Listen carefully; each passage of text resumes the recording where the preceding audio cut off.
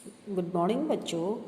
आज मैं आपको यह बताऊंगी कि आगे के लेसन जो है हमारे वो किससे संबंधित हैं। इससे पहले मैंने आपसे कहा था कि जो हमारे लेसन है स्वामी की दादी और ये तो ये जो है तो चावल की रोटियां एक मज़ेदार मज़ा खटोला मतलब मज़ा करने के लिए, इंटरेस्टिंग के लिए, थोड़ा सा मनोरंजन करने के लिए दी गई थी।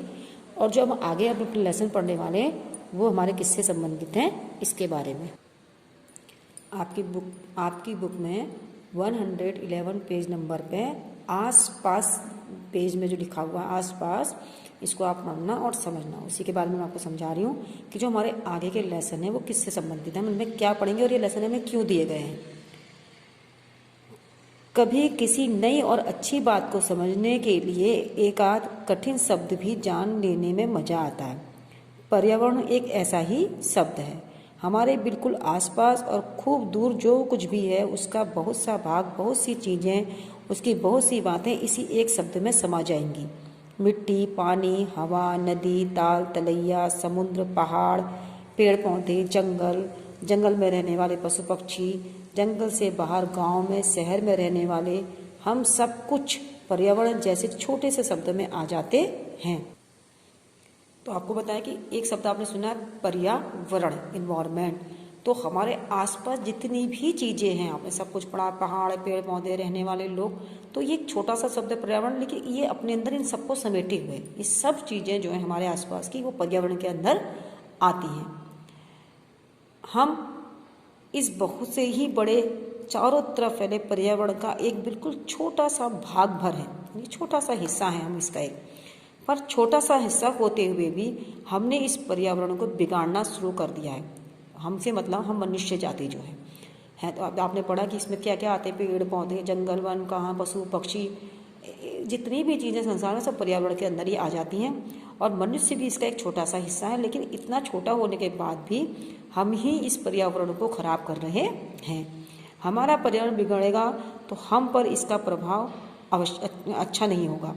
इसीलिए पर्यावरण की बातों को हम अपने विद्यालयों में, अपने घर में भी धीरे धीरे समझना चाहिए। तो कह रहे अगर इसका प्रभाव हमारे ऊपर, हम इसे बिगाड़ेंगे तो इसका प्रभाव भी हमारे ऊपर ही पड़ेगा और वो अच्छा नहीं होगा, वो इस बात को समझना चाहिए। यह भाग हमारे पर्यावरण को समझने की एक शुरुआत है। इसमें दिए गए पाठ हमारे लिए एक दरवाज़ा खोलते हैं।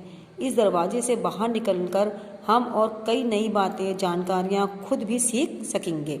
इसका मतलब है कि आगे का जो हम पाठ पढ़ने वाले इसमें जितने भी लेसन हैं हमारे पर्यावरण से संबंधित हैं, कहानी के तौर पे आपको समझाए जाते हैं, तो इससे हम पर्यावरण के साथ जुड़ते हैं, ये इसमें कहा गया है और हमको जानकारियाँ भी मिलती हैं।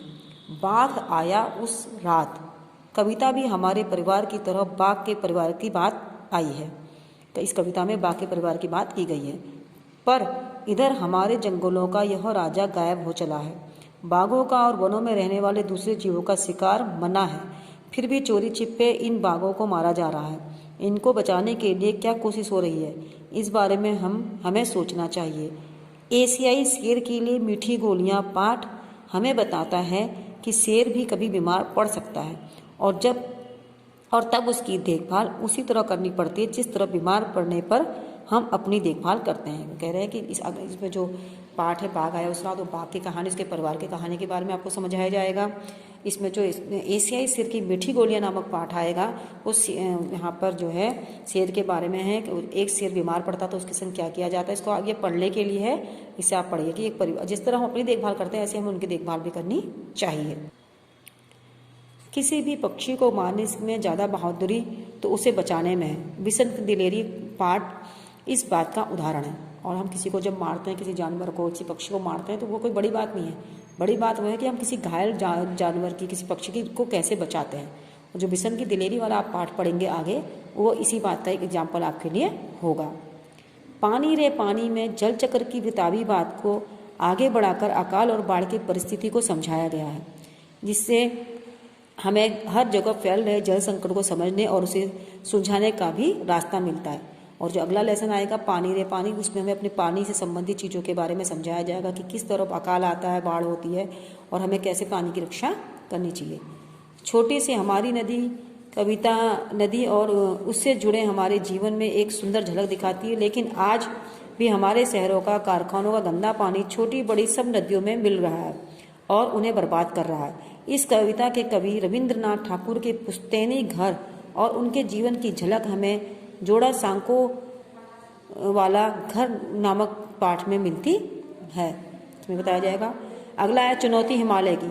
पाठ हमें बर्फ से ढके ऐसे ऊंचे पहाड़ पर चढ़ाता जाता है जहां 8 कदम चलना भी बहुत कठिन हो जाता है, लेकिन वहां भी जीवन तो चलता ही है। पेड़ों से हमारा जीवन का हमारा जीवन कई स्तरों से जुड़ा हुआ है। इस गहरे रिश्ते की बात हम क्या उगाते हैं कविता में उठाई गई है। इन पाठों में हम हाथी, शेर, तीतर, नदी, बर्फ, पेड़ और ना जाने क्या क्या मिलेगा, लेकिन पर्यावरण का यह दरवाजा एक बार खुल जाए तो हम इन बातों से भी आगे बढ़कर गायब हो चुके डायनासोरों की तरह तक को खोज सकेंगे। इतने बड़े लंबे चौड़े जानवर यदि धरती से गायब हो सकते हैं तो हमें थोड़ा ठहर कर यह भी सोचना पड़ेगा कि पर्यावरण की बेकदरी करने पर क्या हम भी बच पाएंगे।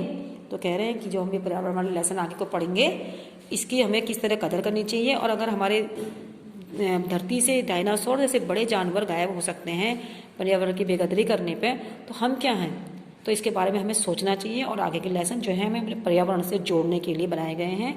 आप इसको पढ़ के आइए, वो आपको बहुत अच्छा लगेगा और आप समझेंगे कि आसपास की जो चीज़ें हमें किस तरह उनकी कदर करनी चाहिए। धन्यवाद।